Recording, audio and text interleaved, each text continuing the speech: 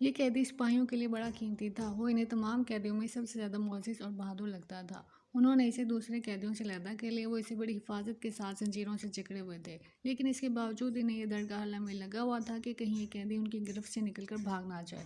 مگر وہ قیدی اس قدر اطمینان اور بے فکری سے ان کے ساتھ چل رہا تھا کہ دیکھنے والا بھی یہ خیال نہیں کر سکتا تھا کہ وہ بھاگنے کا ارادہ رکھتا ہے۔ دراصل یہ قیدی اپنے ساتھیوں کے بغیر بھاگنے کا تصور بھی نہیں کر سکتا تھا۔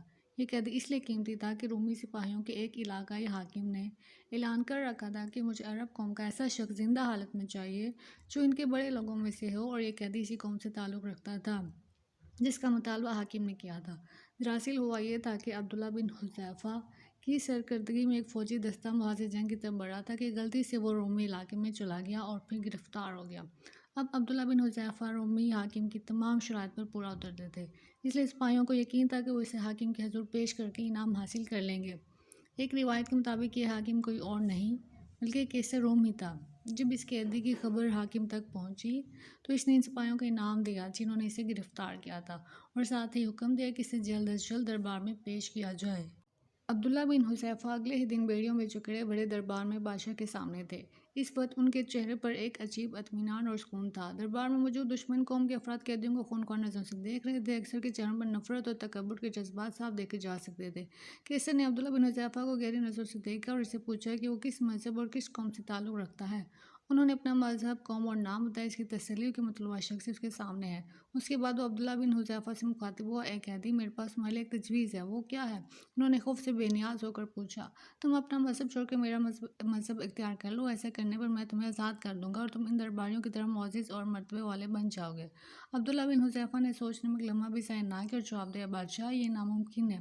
میں 1000 دفعہ موت کو سینے سے لگانے کے لیے تیار ہوں، لیکن اپنا مذہب چھوڑ کے تمہارے مذہب کو اختیار نہیں کر سکتا۔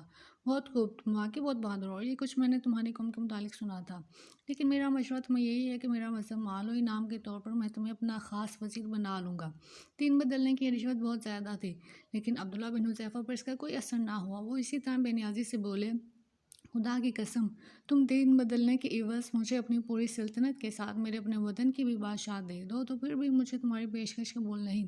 زنجیروں سے بندھے ایک بے بس قیدی کے اس جواب پر پہلی مرتبہ بادشاہ کے چہرے پر غصے کے آثار آئے۔ وہ بھڑک کر بولا، میں تمہیں قتل کرا دوں گا۔ جواب ملا، ضرور کرواؤ، لیکن یہ توقع مت رکھنا کہ میں اپنا دین بدل لوں گا۔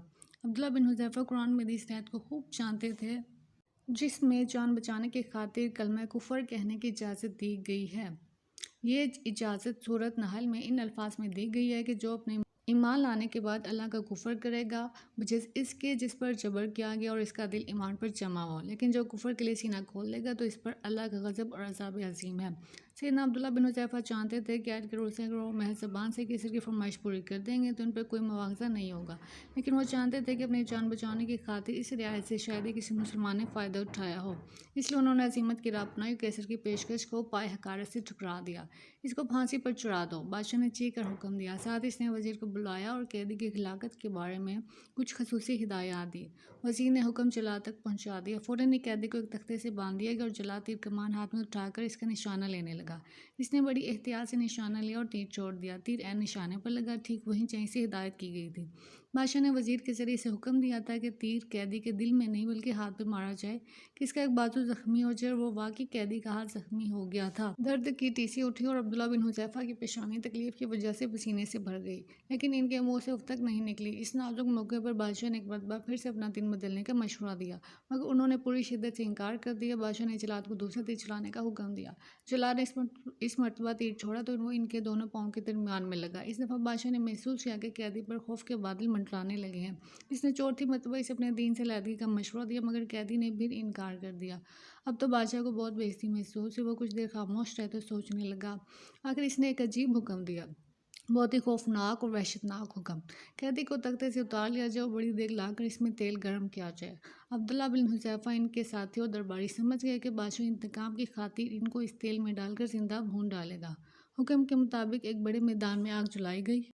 اس پر دیگ رکھ کر تیل ڈالا گیا۔ جب تیل کھولنے لگا تو بادشاہ نے انتہائی شفاف آواز میں حکم دیا، اس قیدی کی قوم کے 2 افراد کو لایا جائے۔ اس حکم نے پہلی مرتبہ سیدنا عبداللہ بن حذیفہ کو پریشان کر دیا۔ ان کے چہرے پر فکر مندی اور خوف کے اثرات واضح طور پر دیکھے جا سکتے تھے۔ اور جب حکم کے مطابق 2 قیدی سامنے لا گئے تو ان کا خوف دو چند ہو گیا۔ وہ اپنے بے قصور ساتھیوں کے انجام کو محسوس کر رہے تھے، لیکن انہوں نے پچھلے تجربے سے یہی نتیجہ اخذ کیا کہ یہ گیسر کی صرف گدڑ بھبکی ہے۔ وہ اصل میں صرف انہیں ڈرانا چاہتے، اس لیے وہ خاموش رہے۔ لیکن پھر ان کے ذہن میں آیا کہ کہیں گیسر اس دفعہ سنجیدہ ہی نہ ہو۔ ابھی وہ بادشاہ کو کچھ کہنے کے بارے میں سوچ ہی رہے تھے کہ اس کے کانوں میں بادشاہ کے وہ الفاظ گونج اٹھے جس نے ان کے ایک ایک رونگٹے میں کیل ٹھونک دیے۔ وہ دھڑکتے دل کے ساتھ سن رہے تھے، ان قیدیوں کو اس کھولتے تیل میں پھینک دیا جائے۔ حکم کی فوراً تعمیل ہوئی۔ ان کو اپنی آنکھوں پر یقین نہ آیا، لیکن حقیقت یہی تھی کہ انہوں نے اپنی زندگی کا سب سے دہشتناک منظر دیکھا تھا۔ ان کے 2 ساتھیوں کو تیل میں پھینک دیا گیا تھا اور وہ بے بسی کی تصویر بنے انہیں پھٹی ہوئی آنکھوں سے دیکھتے رہے۔ وہ دونوں مجاہد چشمے صدن میں زندگی سے آزاد ہو گئے۔ بادشاہ کی آنکھوں کی شیطانی چمک کچھ اور بڑھ گئی تھی۔ وہ پھنکارتے ہوئے بولا، اے قیدی، اب تیرے لیے آخری موقع، ابھی چھوڑ دے اپنے دین کو اور موت کی بجائے زندگی قبول کر لے۔ سیدنا عبداللہ بن حذیفہ نے نفرت، غصے اور حقارت کا بھرپور مظاہرہ کرتے ہوئے اس مرتبہ بھی انکار کر دیا۔ بادشاہ کی ضد بھی ختم ہو گئی اور وہ زور سے چلایا، پھینک دو اس گستاخ کو دیکھ بھیں۔ سپاہیوں نے انہیں پکڑا اور گھسیٹتے ہوئے تیل کی دیگ کے قریب لے آئے۔ اس موقع پر بادشاہ اور اس کے درباریوں نے عجیب منظر دیکھا۔ وہ دیکھ رہے تھے کہ سیدنا عبداللہ بن حذیفہ کی آنکھوں سے ٹپ ٹپ آنسو گر رہے ہیں۔ بادشاہ کو پہلی مرتبہ اپنی زندگی کی فتح کے آثار دکھائی دیے۔ اس نے ہاتھ اٹھا کر سپاہیوں کو روکا۔ دربار میں شور مچ گیا۔ وہ آپس میں کہہ رہے تھے کہ دیکھو، قیدی رو رہا ہے۔ موت، اور وہ بھی اس قدر خوفناک موت، یقیناً موت کی تکلیف کا تصور کر کے رو رہا ہے۔ بادشاہ نے قیدی کو قریب لانے کا حکم دیا۔ شاید وہ یقین کرنا چاہتا تھا کہ قیدی واقعی رو رہا ہے۔ قیدی سچ مچ رو رہا تھا۔ اس کے نورانی چہرے پر آنسو موتی بن کر چمک رہے تھے۔ اے قیدی، آخر تم نے اپنی ضد چھوڑنے کا فیصلہ کر ہی لیا۔ ٹھیک ہے، تم اعلان کرو کہ میرے دین کو قبول کرتے ہو۔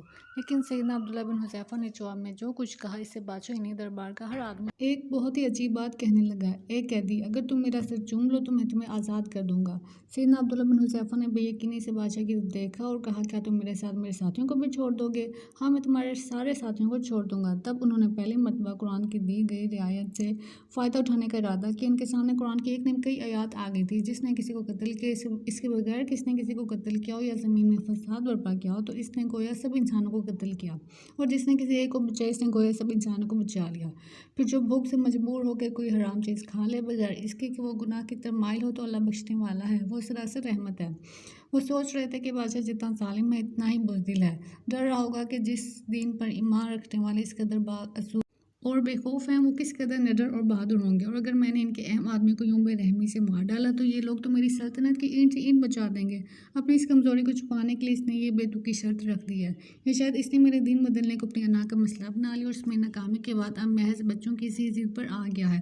یہ چاہتا ہے کہ میرے ہاتھوں اپنی شکست کے بعد اب میں بھرے دربار میں اس کا سر چوم کے اس کی عزت اور اپنی ذلت کا اظہار کروں۔ لیکن اگر میں نے اس کی بے تکی ضد مان لی تو اسے میرے دین پر تو کوئی حرف نہیں آئے گا، مگر میرے قیمتی ساتھیوں کی جانیں بچ جائیں گی، اور میرا دین اور میرے رسول صلی اللہ علیہ وسلم کی سیرت مجھے یہی سکھاتی ہے، لہٰذا یہ گھاٹے کا سودا نہیں۔ میرے ساتھیوں کی جانیں میری ذات سے بہت زیادہ قیمتی ہیں۔ یہ سوچ کر انہوں نے اپنی ذات پر ساتھیوں کی جان کو ترجیح دینے کا فیصلہ کیا اور آگے بڑھ کر بادشاہ کے سر کو چوم لیا۔